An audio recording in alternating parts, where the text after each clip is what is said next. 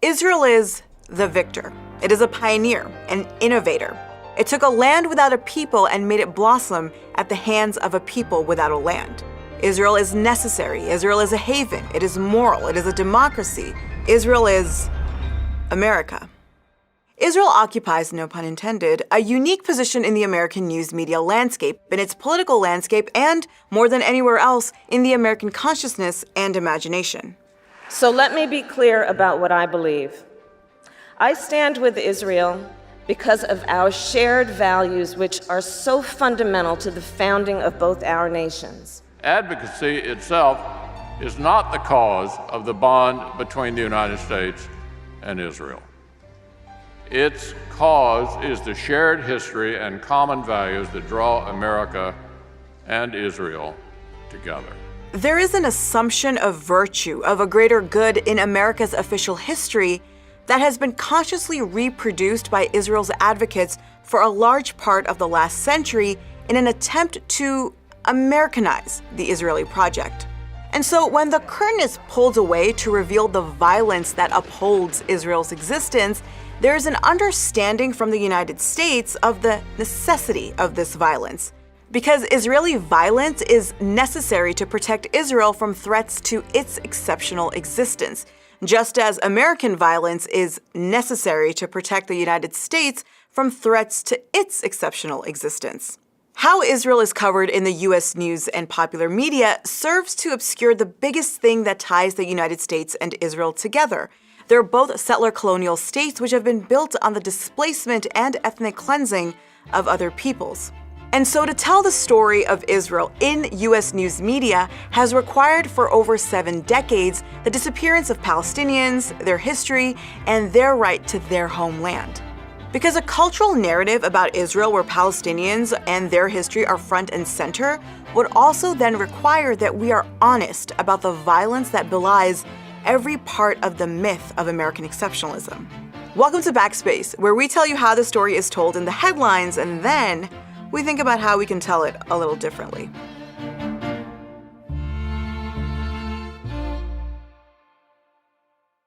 In the 7 decades since Israel was established as a state in the British Mandate of Palestine, American engagement, ideological, political, cultural, with the Jewish state has seen different iterations. But at its core, these iterations have relied on being a mirror of the American nation.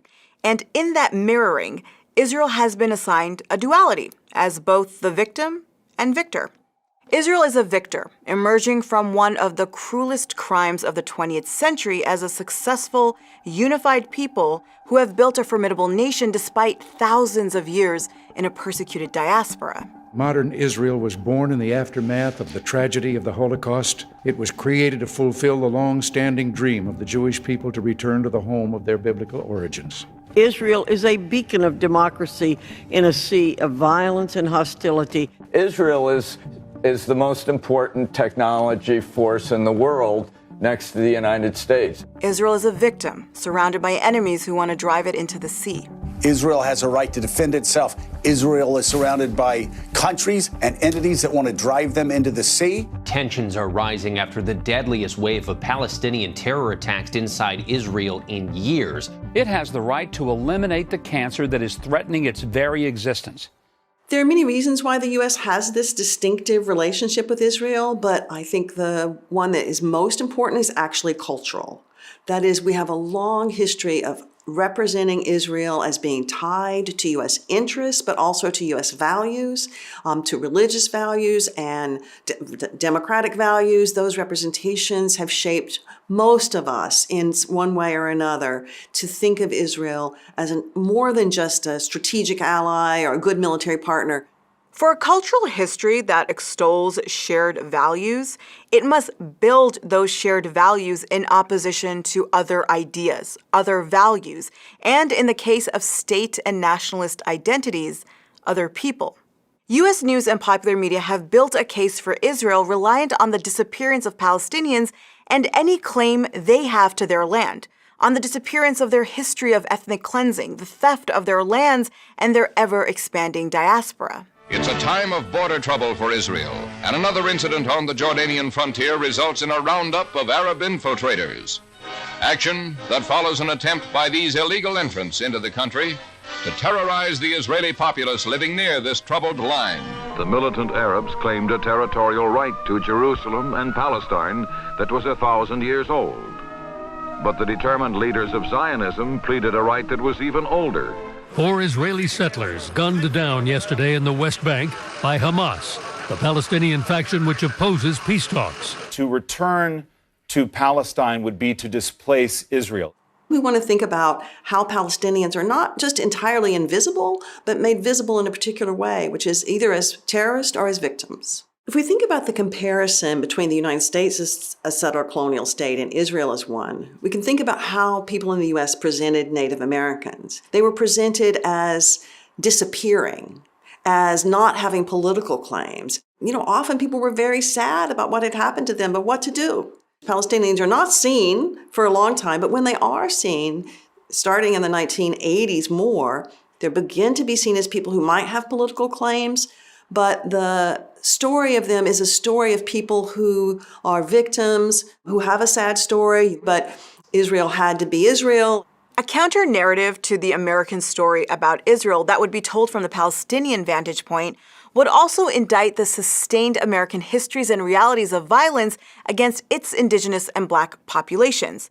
Thus, Palestinians must be made into, at best, pitiful victims caught as collateral in Israel's attempt to defend itself, and, at worst, as generation after generation of terrorist threats. It doesn't really matter what the Palestinians do. They can blow up whomever they want to blow up. They can elect Hamas when given an opportunity to move forward.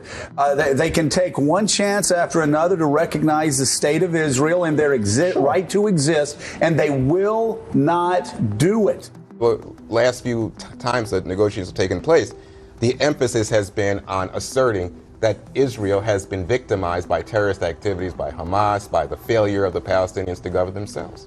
In both representations of Palestinians, the purpose of the State of Israel, the political status quo, and its carefully curated image remain intact. Even when Israeli crimes and transgressions beyond the expanding occupation, land theft, and apartheid are clear, Israel's moral authority isn't questioned. Questioning that moral authority is akin to questioning the necessity of Israel. So, how did we get to this point, where deference to Israel's moral power is reflexive and unquestioned, a privilege not enjoyed by other countries and nations? It's too reductive to think that a pro-Israel lobby is alone in building Israel in the American landscape, that they alone have had this power. It's also not enough to look at U.S. foreign policy interests in the region as the sole determinant of Israel's narrative power in U.S. news and popular media. Both those things are central, of course, but what brings it all together is the cultural history of Israel in the United States, how Israel was understood by Americans in the aftermath of the Second World War, and how much of that has been a mirroring of how the United States sees itself. There's a tendency to believe that the horrors of the Holocaust are what led to American support and sympathy for the establishment of a Jewish state in Palestine. But the late Dr. Amy Kaplan, in her 2018 book, Our American Israel, makes the argument that for Israel to be embraced by Americans, the idea of Israel had to be Americanized. She writes, Israel's proponents attributed New World meanings, symbols, and mythologies to a European movement to establish a Jewish polity in the Arab Middle East. They drew parallels between Mayflower pilgrims and Jewish pioneers in the familiar landscape of the biblical Promised Land, and they presented Zionist settlement as enacting American ideas of modern development. In 1948, David Ben-Gurion, the George Washington of Israel, led his people and his country to independence. And this mirroring, according to Kaplan, wasn't hard to do, especially when both shared a belief in their exceptionalism as signified by how they celebrated their anti-colonial origins, struggling against the British Empire and distancing themselves from the violent conquest at the center of their founding. Just as indigenous peoples are erased from the founding of an America free from British colonizers, Palestinians are mostly disappeared in Israel's founding. At the founding of the Israeli state, there was almost no recognition of Palestinians at all. Even the word Palestinian was often used to refer to Palestinian Jews, people who had moved there Palestinian Arabs were all but invisible. They were talked about only as refugees. The idea that they even represented a national consciousness was nowhere to be seen. So it was the Israelis who had the narrative of decolonization and nationalism behind them. While some major news media like the New York Times were vehemently anti-Zionist, the narrative of decolonization and nationalism was embraced by many non-Jewish American liberals and progressives. They saw a Jewish state as the perfect rebuke to Nazi fascism, paralleling the official narrative of the US's defeat of Nazi Germany. They also saw Israel as an actualization of socialist ideals, especially with the establishment of kibbutzim and the Soviet Union's initial support for Israel. The Nation, a left-leaning magazine, was home to some of the biggest and most active support of Israel, and helped create the blueprint for how the narrative of Israel will come to be embraced in the United States news media for the coming decades, even if the Nation evolved its own position on Israel over time. The Jewish Agency, founded by socialist Zionists who helped organize and fund Jewish immigration to Palestine, gave the Nation a grant of $50,000 in 1947 for the purposes of, quote, conducting research and publishing articles and reports and promoting the Zionist cause among American liberals and foreign delegates to the United Nations. Emboldened by this, its longtime editor, Freda Kirchway, dedicated the pages of the Nation and its entire publishing institution to lobbying for the Zionist cause. Between 1947 and 1954, the Nation Associates, which was responsible for publishing the magazine, produced 12 widely distributed reports campaigning for the Zionist cause. Kirchway even wrote a 133-page memorandum for the UN on behalf of the Nation, making the case for Israel and tying the Arab Palestinians to the Nazis, which became a mainstay of liberal arguments against Palestinian self-determination thanks to her efforts. She ultimately even took credit for pushing the Truman administration into recognizing the State of Israel. The Jews organized a government over there, and it's been a successful one ever since. Now, Kirchway is just one of several examples of American media liberals and progressives who worked diligently and successfully alongside Zionist groups and leaders to make Israel into a liberal project and ideal that looked like the United States. And for every sentence dedicated to what a beacon and necessity Israel was as a pioneering nation of the so-called New Jew, there were many more dedicated to trumpeting the barbarity, jealousy, and backwardness of Arabs and Muslims. This early period of creating myths around Israel isn't the only critical era in the cultural history of Israel in the United States, but it is the bedrock of how Israel comes to be essentially Americanized in the eyes of the public. This is the time where there is buy-in from Americans from all different backgrounds that, yeah, maybe Israel is necessary. Maybe Israel is good. And following this period, we see tourism to the land of the Bible, which had existed well before Israel's establishment, flourish throughout the 50s and 60s, as do epic biblical films and the relationship between Hollywood and Israel itself. The 60s in particular are bookended by two critical moments that guaranteed Israel's positioning in both an American consensus about its necessity and goodness and in the U.S.'s foreign policy future.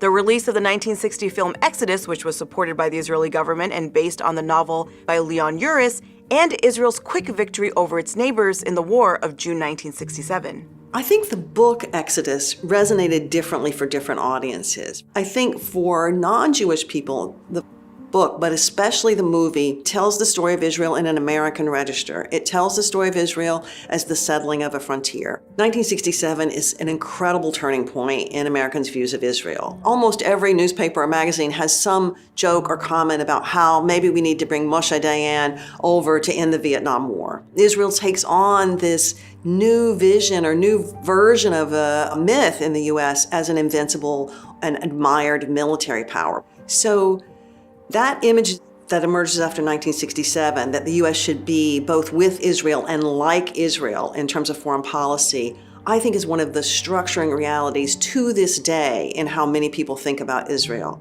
Palestinians during these years more or less disappear from having any claim, only significantly reappearing as so-called terrorists with high-profile acts of violence like the 1972 Munich massacre of 11 Israeli coaches and athletes, and then as victims in 1982, with the Israeli-backed massacre of Palestinian refugees in the Sabra and Shatila camps of Lebanon. And in Our American Israel, Dr. Amy Kaplan also, and most emphatically, notes that while we saw decades of Israel being Americanized for an American audience, following 9/11, we see an Israelization of the United States. We see a shift from the long-held, quote, admiration of Israel as a mirror of America's idealized self-image to emulation of Israel as a model for fighting America's worst nightmares. It may take a century, 2 centuries, 3 centuries, but we will exterminate you.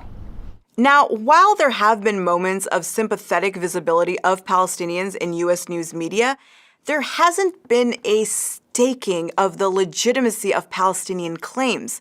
Israel, as it exists, always requires that its legitimacy, existence, and moral authority be upheld. So a Palestinian narrative about the Nakba, about apartheid, about the refugees and land theft hasn't even been allowed to be written in American cultural history. And that's been for many reasons, like Israel as an arm of American empire, anti-Muslim and Arab sentiments as fundamental to Israel's case for legitimacy, evangelical eschatology that's anti-Semitic, and of course the fact that the majority of American Jews fall into the category of whiteness. So how can journalists in U.S. news media engage with Israel and its role in U.S. history in a way that is honest and adheres to the basic principles of journalism, like punching up and never down? Well, it involves a lot of reimagining of how we've embraced Israel and disappeared Palestinians for 7 decades, based on whose humanity we've determined is worth more because of how it looks like ours.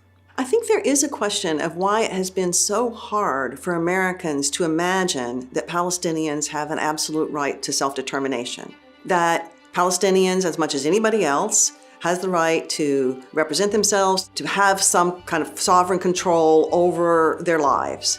It is a bit shocking to me that it's been so hard for Americans to understand that.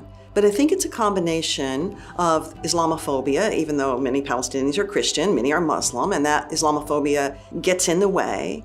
In the pilot episode of Backspace back in May 2021, we broke down the sort of language that contemporary news media uses in coverage of Israeli occupation and apartheid, language that obfuscates not only the daily crimes committed by the Israeli state, but also the realities that Palestinians have experienced since 1948.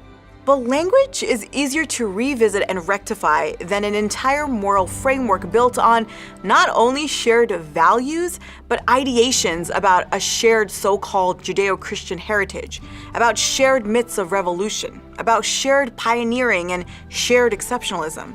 Good journalism about Israel that does what it's supposed to do doesn't separate Israel from its position as an occupying state and from its origins as a European settler colonial project born out of a European movement led by European Jews. Good journalism about Israel doesn't ignore what sustains Israel's existence as it is: the apartheid, Gaza as an open-air prison, the ever-expanding settlements, the checkpoints, the land theft, the incarcerations and killings of Palestinian youth, in addition to so much else that is meant to ensure that Palestinians never can have self-determination. Good journalism doesn't ignore Palestinians and doesn't question or belittle their claims to nationhood, resistance, and return when it does offer them some semblance of humanity and coverage. But for that kind of good journalism to happen, it needs to untangle and deconstruct the myths that tie together Israeli and American exceptionalisms. Otherwise, our journalism guarantees that those myths, which are used to justify the cruelties that sustain both Israel and the United States, are strengthened. And thus concludes another episode of Backspace. You guys are really the real ones for watching. So listen, we could really use your input. We're getting ready for another season of Backspace. Yay! I know. But we need your help. We want to know what are some other topics that are covered in U.S. news media that need that Backspace treatment. Let us know in the comments, and don't forget to like, share, and subscribe. Tell all your friends, tell your teachers, tell your professors, tell your Twitter followers. We're here. We're getting ready for another season, and we'll see you very soon.